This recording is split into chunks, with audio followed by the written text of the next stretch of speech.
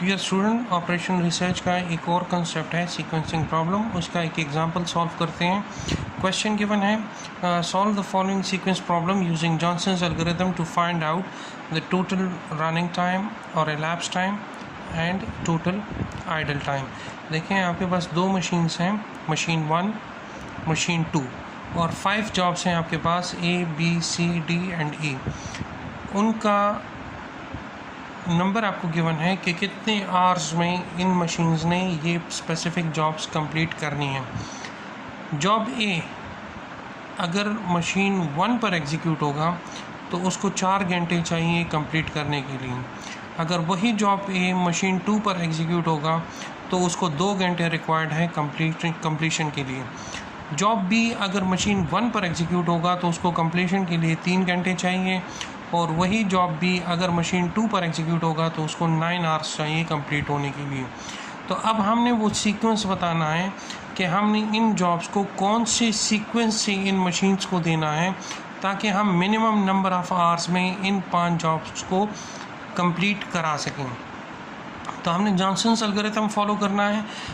आसान से स्टेप्स हैं, उसको देखें। मैंने वही जो टेबल है, क्वेश्चन है, उसको यहाँ पे दोबारा लिख दिया है। अब पहला स्टेप क्या है, आपने इस पूरी टेबल में मिनिमम वैल्यू देखनी है कि मिनिमम टाइम जो है वो कौन से जॉब का है और वो कौन से मशीन पर है। तो सबसे मिनिमम टाइम आपके पास ये 1 आवर है। 1 आवर जो है मशीन 2 पर एग्जीक्यूट मशीन 2 का टाइम है और जॉब सी का टाइम है।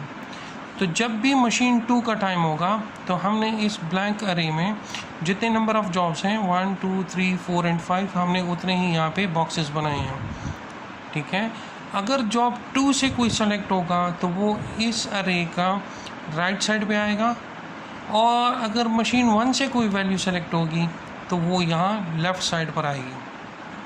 तो ये 1 चूँकि मशीन 2 का है और जॉब सी है तो मैं राइट साइड पे यहाँ पे लिख देता हूँ जॉब सी।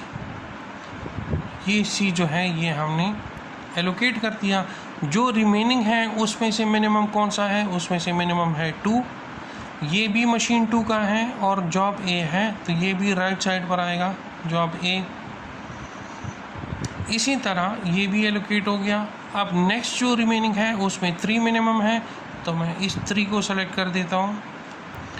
ये 3 मशीन 1 का है और जॉब बी है। मशीन 1 है तो लेफ़्ट साइड पर आएगा, तो इधर आएगा जॉब बी, तो ये भी एलोकेट हो गया। ये 2 रह गए हैं, इनमें से मिनिमम जो है ये 3 है, मशीन 2 का है और जॉब है डी, तो इस साइड पर आएगा, ये भी एलोकेट हो गया। इनमें से मिनिमम 5 है जो कि मशीन 2 का है तो ये भी इधर आएगा, और जॉब ई है तो ये भी इधर आ जाएगा, जॉब ई, ये भी एलोकेट हो गया। अब आपने क्या करना है, अब आपने इसका elapsed टाइम कैलकुलेट करना है। सीक्वेंस क्या होगा, सीक्वेंस ये होगा, इस सीक्वेंस से आप ये जॉब्स जो हैं इन 2 मशीन्स को पास ऑन करेंगे तब वो कम से कम टाइम में इन 5 के 5 जॉब को वो कंप्लीट करेगा। अब elapsed टाइम कैलकुलेट करना है। देखिए वो कैसे कैलकुलेट करता है। यहाँ पे मेरे पास जो है एक कॉलम में मेरे पास जॉब है, दूसरे कॉलम में मशीन 1 उसका इन टाइम और आउट टाइम, दूसरे कॉलम में मशीन 2 उसका इन टाइम और आउट टाइम। तो ये वही सीक्वेंस है जो मेरे पास इधर आया है, वही सीक्वेंस मैंने इधर लिख दिया। अब जॉब बी, उसका जो भी पहला प्रोसेस होगा उसका हमेशा इन टाइम क्या होगा, वो 0 होगा, 0 से वो स्टार्ट होगा। उसका आउट टाइम क्या है, देखिए हम बात कर रहे हैं फॉर मशीन 1, तो आप मशीन 1 में इसका टाइम देखें, जॉब बी का मशीन 1 पे टाइम कितना है, 3 आवर्स। तो ये 3 इस 0 के साथ ऐड अप हो जाएगा, तो यहाँ रिज़ल्ट क्या आएगा, 0 + 3 इज़ 3। जो यहाँ का पहले जॉब का आउट टाइम है वो अगले जॉब का इन टाइम होगा, तो यही 3 इधर आ जाएगा। अब ई का आउट टाइम क्या है फॉर मशीन 1, यहाँ आप देखें ई का out time for machine 1 is 8, तो ये 8 जो है इस 3 के साथ ऐड अप हो जाएगा, तो 8 + 3 इज़ 11। यही 11 जो है अगले जॉब का इन टाइम होगा। अब डी का आउट टाइम आप देखें for machine 1 that is 7, D का 7, तो ये 7 जो है इस 11 के साथ अब ऐड अप होगा, तो ये आपके पास बन जाएगा 18।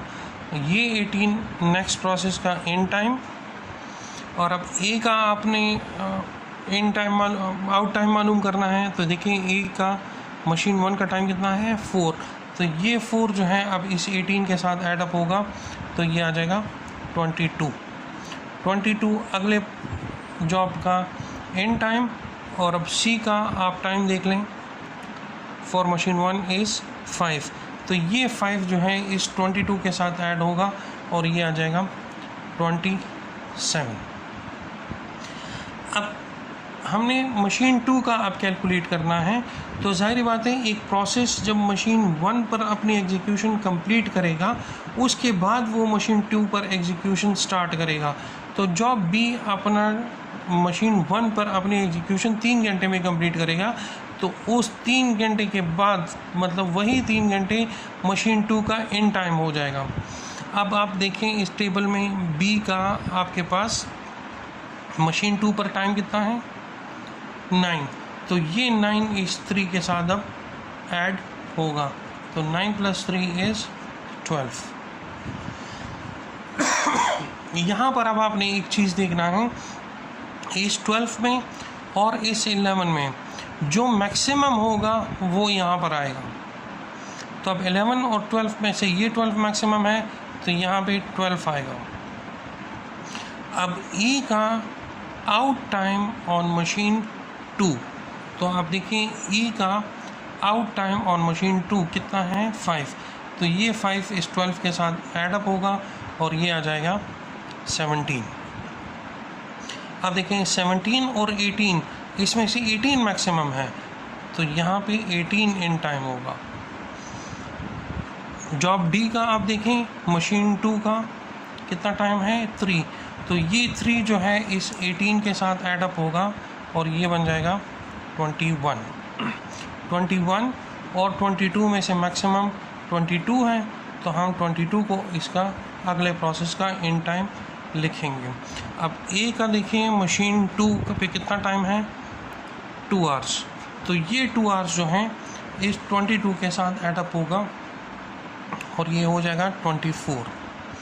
अब 24 और 27 में मैक्सिमम 27 है, तो 27 इसका इन टाइम होगा प्रोसेस सी का, और प्रोसेस सी का आउट टाइम देखिए आपके पास कितना है 1, तो ये 1 इसके साथ ऐड अप होगा, तो ये बन जाएगा 28।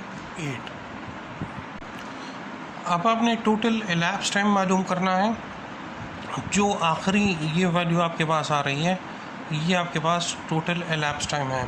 That means total elapse time हमारे पास ये आएगा फॉर दिस पर्टिकुलर प्रॉब्लम, वो आएगा 28। अब हमने आइडल टाइम फॉर मशीन 1।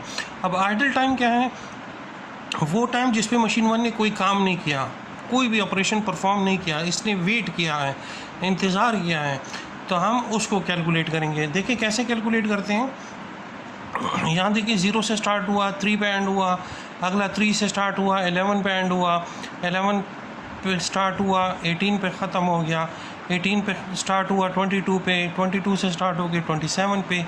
तो यहाँ पे तो कोई भी टाइम वेस्ट नहीं हुआ सिवाय इस 1 घंटे के, जबकि मशीन 1 ने अपना काम 27 आवर्स पे ख़त्म कर दिया था, लेकिन ओवरऑल प्रोसेस जो है वो ख़त्म हुआ था 28 पे। तो 27 और 28 के दरमियान सिर्फ 1 घंटे का डिफरेंस है। That means idle time for machine 1 is 1 hour. इसने सिर्फ 1 घंटा इंतज़ार किया है इस प्रोसेस की एग्जीक्यूशन को कंप्लीट करने के लिए। सिमिलरली अब हमने इसी तरह आइडल टाइम फॉर मशीन 2 भी कैलकुलेट करना है। तो इधर देखें मशीन 2 अपनी एग्जीक्यूशन कब स्टार्ट करेगा, तो देखें ये 3 से स्टार्ट हुआ है, तो पहले 3 घंटे इस मशीन 2 ने कोई काम नहीं किया, तो पहले तो वो 3 घंटे इसमें आप ऐड कर लो, प्लस 3 से शुरू किया 12 पे ख़त्म हुआ, 12 से शुरू किया 17 पे ख़त्म हुआ, और 17 पे ख़त्म हुआ और अगला 18 पे शुरू हुआ। तो आप देखें 1 घंटे का डिफरेंस इधर है, तो वो +1 आवर वो आ जाएगा, प्लस 18 से स्टार्ट हुआ 21 पे ख़त्म हुआ और नेक्स्ट 22 पे स्टार्ट हुआ, तो 21 से 22 के दरमियान जो 1 घंटा है वो भी यहाँ पे आइडल टाइम काउंट होगा। 24 पे ख़त्म हुआ, लेकिन अगला जॉब 27 पे शुरू हुआ, तो 3 घंटे का डिफरेंस जो है वो यहाँ पर है, तो वो भी इसमें काउंट होगा। इसको आप टोटल काउंट कर लें, 3, 6 और 8, तो टोटल 8 आवर्स जो हैं वो इस मशीन 2 ने आइडल गुजारे हैं, जिसमें इसने कोई काम नहीं किया। सीक्वेंस प्रॉब्लम का यही जॉनसन्स एल्गोरिथम का रूल है, और इसी पर इस तरह के जितने भी प्रॉब्लम्स हैं आपने इन स्टेप्स को फॉलो करना है। और इसी तरह आप पहले सीक्वेंस कैलकुलेट करोगे और उसके बाद आप टोटल elapsed टाइम कैलकुलेट करोगे, फिर आपने आइडल टाइम कैलकुलेट करना है for machine 1 and for machine 2। I hope इस प्रॉब्लम आपको समझ आ गया होगा। Thank you.